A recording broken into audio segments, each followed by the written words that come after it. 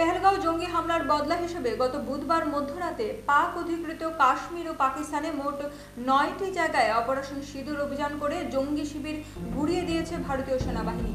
তার পাল্টা হিসেবে গত বৃহস্পতিবার রাতে ভারতের সীমান্ত ঘেঁষা একাধিক শহরে ড্রোন হামলার চালানোর চেষ্টা করে পাকিস্তান, তবে তা কড়া হাতে প্রতিহত করে ভারত।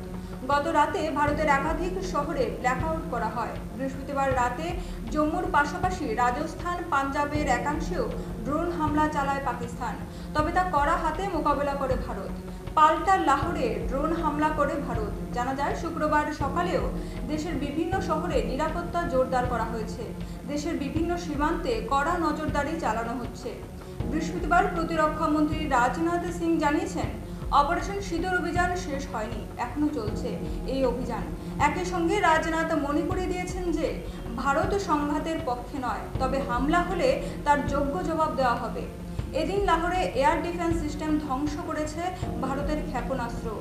সূত্রের খবর, তারপরেও দিশাহারা হয়ে একের পর এক হামলা চালানোর চেষ্টা করছে পাকিস্তান।